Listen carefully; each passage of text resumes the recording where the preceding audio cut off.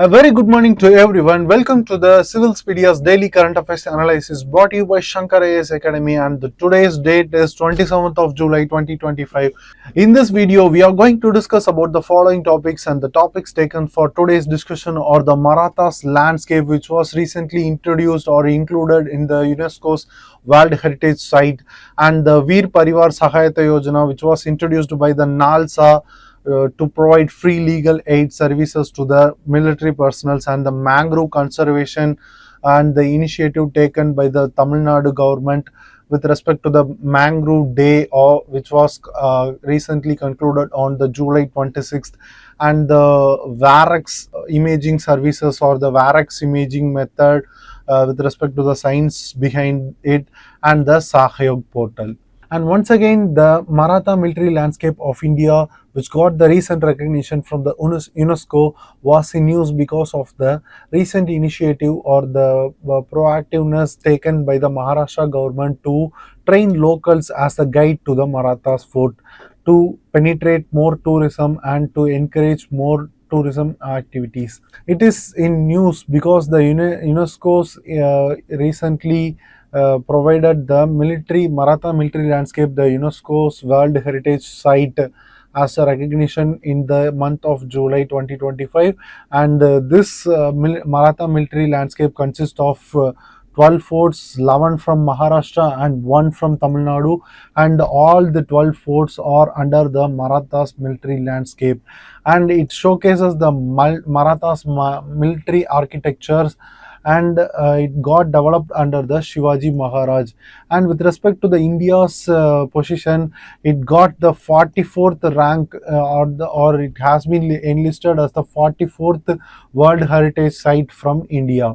And the forts included in this UNESCO Heritage Site are Raigarh, Rajgarh, Shivneri, Torna, Lohagarh, Salhar, Kanderi, Sindhudurg, Vijayadurg, Pratapgarh, Alibag Fort.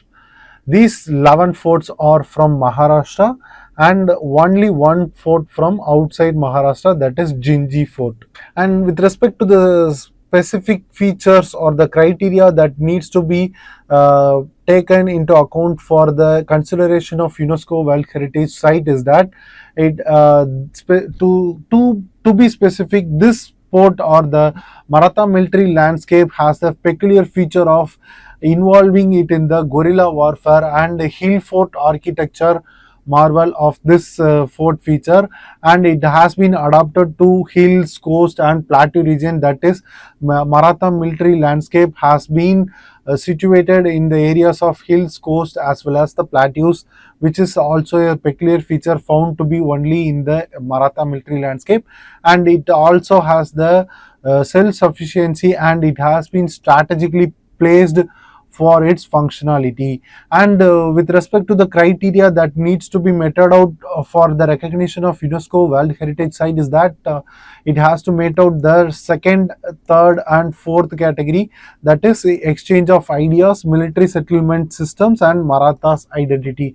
It has meted out all these three criteria and got the recognition from the UNESCO. And the implementing agency or under which in ministry this recognition from the UNESCO were to be initiated was from the Ministry of Culture under Government of India, which is the nodal ministry for providing or assisting this landscape to be given the UNESCO's World Heritage Site, and it has been supported by the Archaeological Survey of India and the State Archaeology Department by assisting this nodal ministry for getting this recognition. And with respect to the history of Maratha military landscape, it has been developed or emerged in the 17th century under the Shivaji Maharaj, and it has been strategically placed to face enemies or opponents like Mughals, Bijapur Sultanates or Sultanates in common and Europeans. And the strategic military landscapes of this are focus on fort-centric warfare and guerrilla tactics. That is, the Marathas guerrilla tactics is specifically called as Gyanimi Kawa.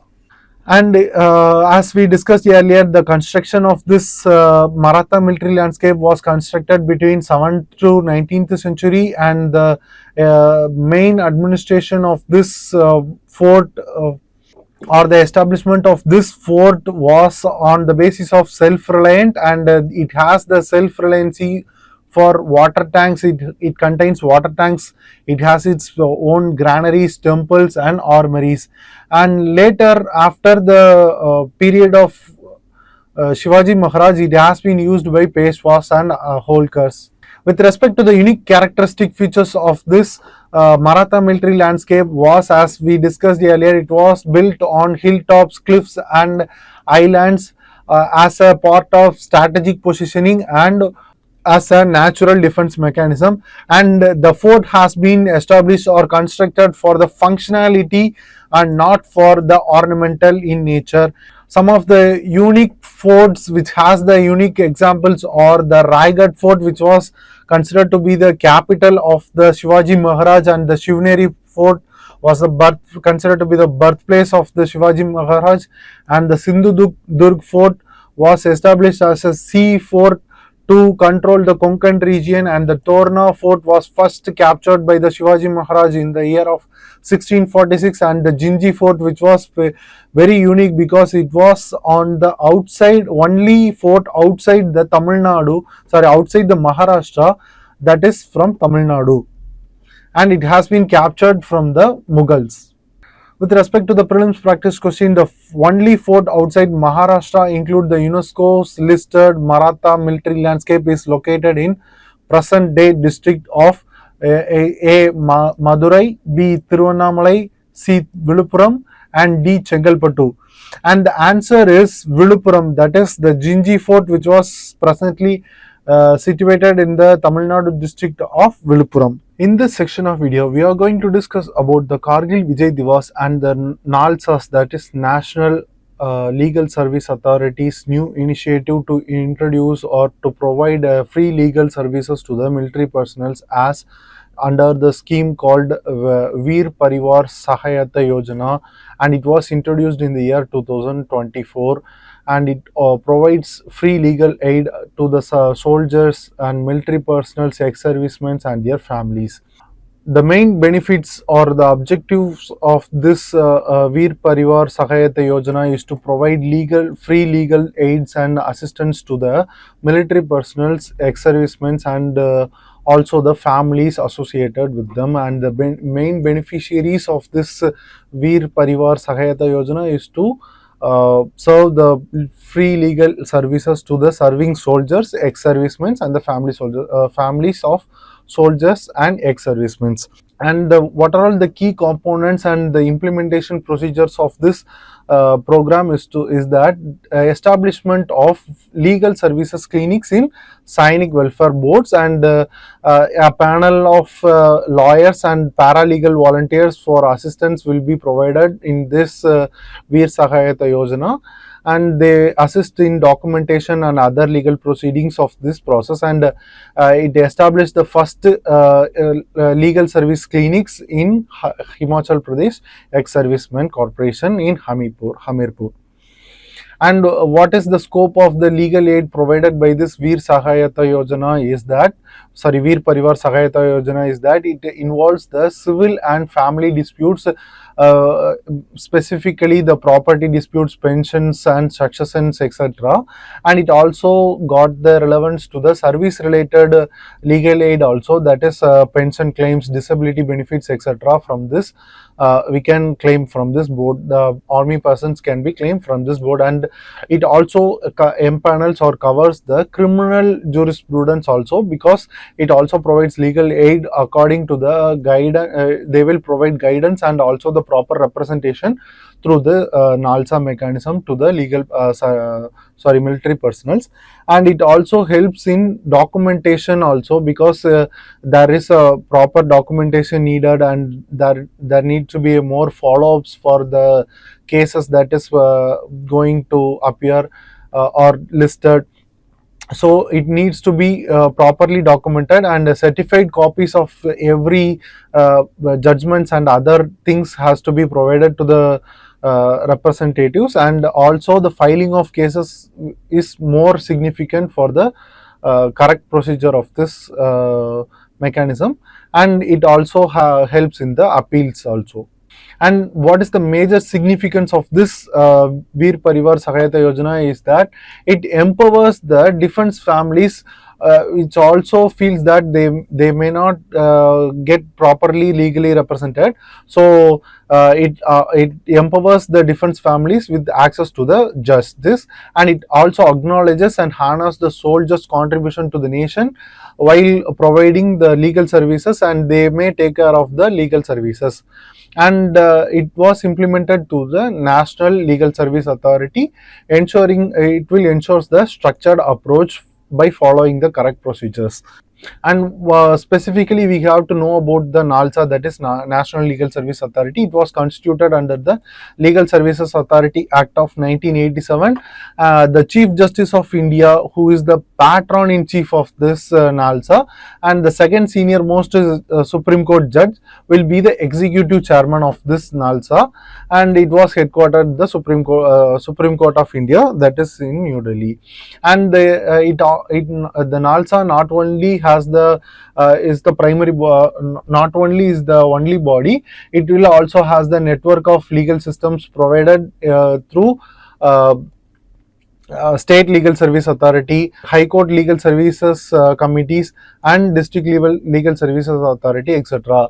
And the primary function of this NALSA is to provide NALSA, or this network is to provide or organize a Lok Adalat mechanism to implement this into a viable one, and also provides a legal literacy drives among the people to create empowering the people with respect to the legal services. And it provides the, as usual, it provides the free legal services. It also includes the court fees paying and lawyer services, and it also assists in the appeals.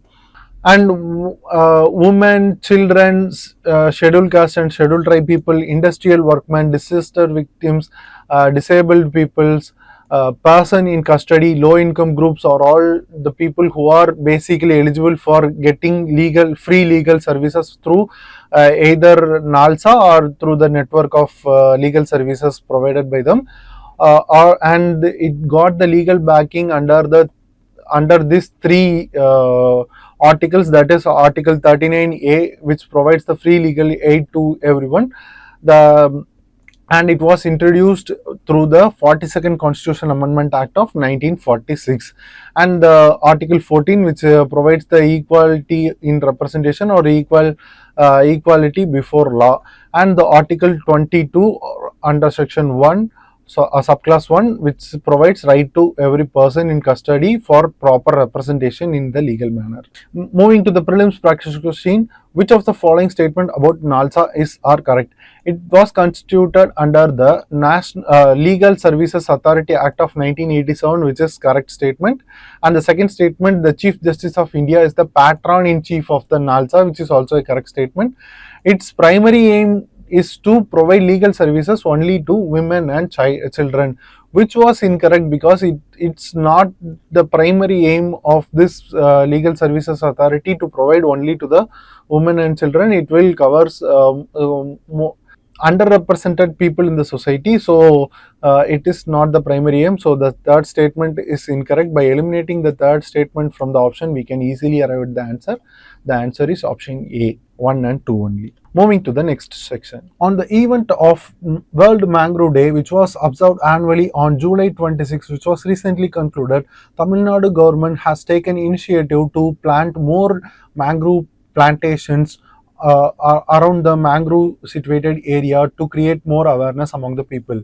And first, we have to know what are mangroves. Mangroves are salt tolerant trees or shrubs in coastal intertidal zone, found in the coastal intertidal zone, and it will grow abundant in the or it may be viable to grow in the brackish water areas where mix of fresh water from the rivers and the salt water from the sea becomes confluence, and it is found to be typically present in the tropical and subtropical regions around the world.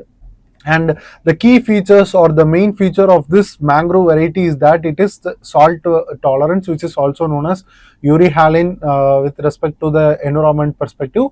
And this mangrove species can filter the salinity or salt from the seawater through its roots by aquifer roots, or by excreting salt through their leaves. And it also has a peculiar feature called nematophores, also known as aerial roots, which is something like a hanging root found to be in the banyan tree, which helps to absorb oxygen in waterlogged situation or waterlogged soil, which the mangrove trees are present. And it also has the, along with the main feature or the peculiar feature of aerial roots and salt tolerance, it also acts as a coastal protection, because it acts as a buffer zone between tidal zone and the land. So it acts as a natural barrier. With respect to this coastal protection, a separate question, prelims question, has been asked in the previous year. Please check that question. And it is acts as a natural barrier between during climate disaster situations like cyclones and other water intrusions from tidal, other storm water from tsunamis, etc. And it also helps in supporting of biodiversity by helping the small fishes and other organisms to spawning. And it majorly it acts as a helps in the carbon sequestration, which is a great resource for storage of carbon dioxide, and it absorbs large amount of carbon dioxide. And with respect to the national efforts to conserve or to protect the mangrove zones in India, are the National Coastal Mission, which is a part of National Action Plan for Climate Change, which evidently or which have the which primarily protects the coastal ecosystem around India. And the Campa Fund, which is specifically focused on the afforestation program, which funds the degraded mangrove areas to replant or regenerate the mangrove forest. And with respect to the state specific projects, for example, Tamil Nadu has a 25 crore project for conservation and reintroduction or regeneration of mangrove forest from 2022 to 2025, and it has been implemented through Tamil Nadu Biodiversity and Green Project for Climate Change, and also from through other schemes. And other international initiatives to conserve for the conservation of mangrove varieties, or the World Mangrove Day has been observed annually on July 26, which is declared by the UNESCO. And the Mangroves for the Future, that is MFF, has been introduced for the conservation, and the effort has to be taken to the regeneration of mangroves by the IUCN and UNDP regional program. And the blue carbon initiative, which is a major initiative to secure the mangrove varieties, also to secure the nature, which conserves the carbon rich coastal ecosystem through the under the initiative of UNEP, IUCN and IOC of UNESCO. And with respect to this specific news, there is one thing we have to note, that the rare species of mangroves has been reintroduced, or Sonaracia apella, Xylocarpus granatum, and Candelia candel. Why it is more important that it can be asked in the UPSC prelims, that by quoting these three species is specifically related to what. So it has been considered to be an important, but we have to note that. And apart from that, we will move to the prelims practice question. With respect to the prelims practice question, consider the following. First is euryhalinity, that is species which is more tolerant to salinity. It can thrive on salinity, is called as euryhaline. And second is pneumatophores, and third is carbon sequestration. How many of the above are the features of mangroves? Option A, one only. Option B, two only. Option 3, all the above. Option D, none of the above. And mangrove have the capacity or the feature, specific feature of urihalinity, nematophores, and carbon sequestration. So all the three are correct. With this, we move to the next topic. And in this topic, we are going to know only about the CCM added technology and its uses from the UPSC prelims point of view. Apart from that, we are skipping everything which need not to be taken care of, but we have to know about the science behind the CCM iodide technology and its uses. Moving to know about the uses of this CCM iodide, it can be used in the medical imaging field for many purposes, like it can be used for medical imaging like digital radiology, computer tomography, and fluoroscopy, etc., as it can be introduced or imbibed in the X-ray detectors for as it produces high resolution images under low exposure to radiation, and it produces only less noise and high better quality images. And this CCM iodide can be used as a scintillator. That is, scintillator refers to a material which fluoresces when struck by a charged particle or high energy photon. Apart from the medical imaging, the CCM iodide can be used to detect the nuclear radiation also, and it can be used to detect the it also used in the monitoring of radiation from the nuclear sites and other bordering areas for security reasons. And it can also be introduced or included in the industrial non-destructive testing purposes, like testing of welding or fractures or any other damages in the material which was used in the various industrial equipments and infrastructure like pipelines, aerospace parts manufacturing, etc. And it has the it also has the uses in the astronomy field also, as it has been introduced.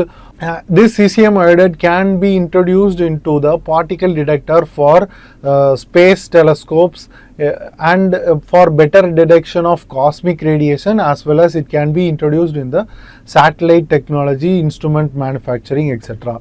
So question can be taken around this CCM iodide and its technology, like this CCM iodide is used for what are the following purposes, like they may ask questions, and it can be used in various fields as we discussed in this section of video. And with respect to the preference given to this CCM iodide and what makes the CCM iodide more peculiar and more prominent, because it produces high light output, as it used in the better projection of an image, as it produces better image sensor. It can be introduced in the image sensor also. And this CCM iodide has the high atomic number, as it absorbs strong X-ray and gamma waves, so the rate of exposure to radiation will become lower while using this CCM iodide, and the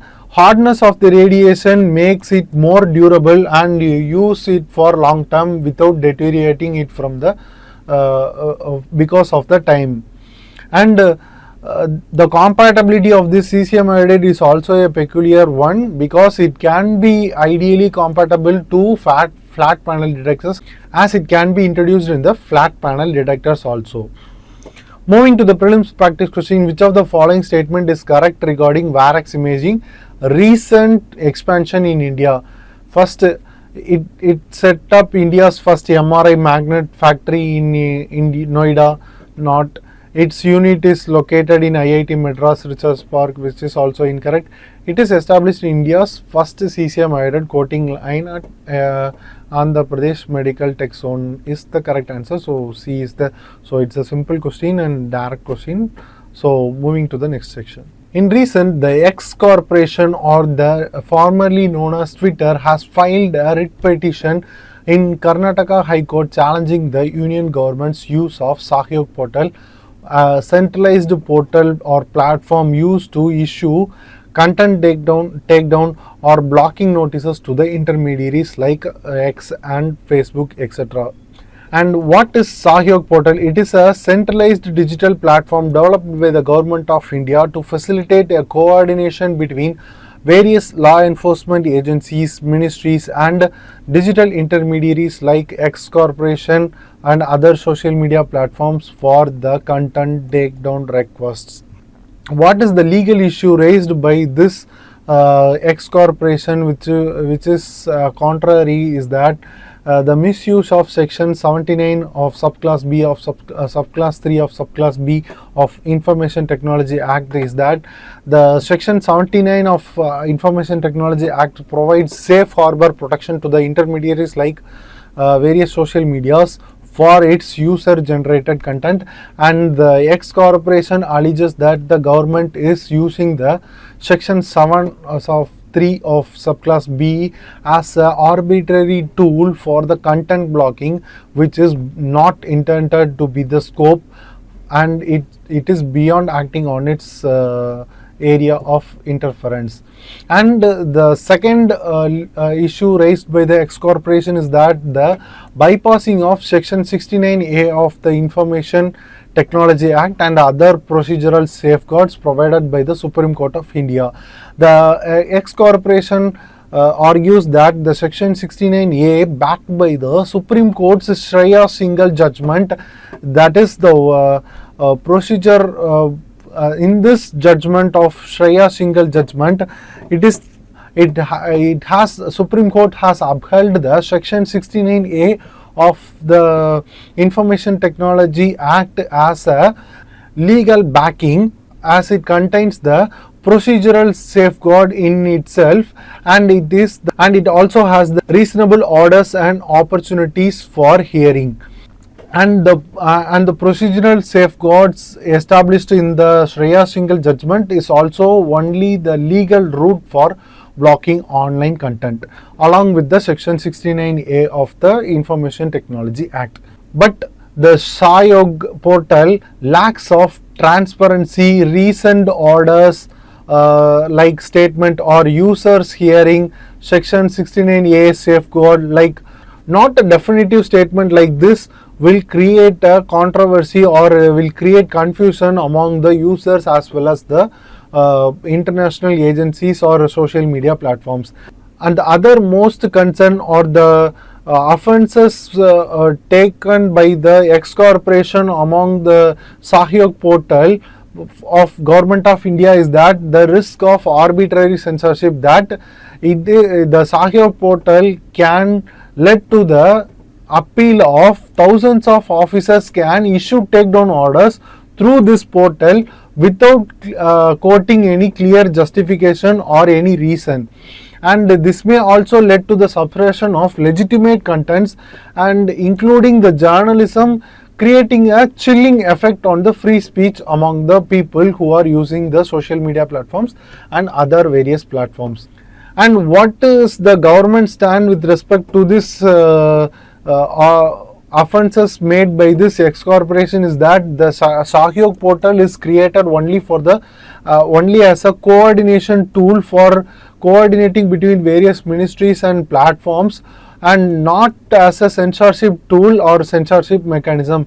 And it also stated that the intermediaries like X corporation is a foreign entity and it cannot claim rights under article section 19 or section 21, as the X corporation has filed a writ petition on the court with respect to this issue, and the non-compliance with takedown request under section 79 subclass 3 of subclass B may lead to the loss of safe harbor protection. Moving to the prelims practice question, the concept of equality before law in Article 14 is borrowed from the Constitution of A. USA, B. UK, C. Canada, and D. Ireland. And the correct answer for this question is the equality before law has been taken from the Constitution of United Kingdoms. Hope you guys like the video. Please share your positive comments in the comment section given below, and hope that we are on the process of improvement. Your support and encouragement will give us a great motivation. So please stay in touch with us and share the video to your friends and subscribe to the Shankar IAS Academy YouTube channel.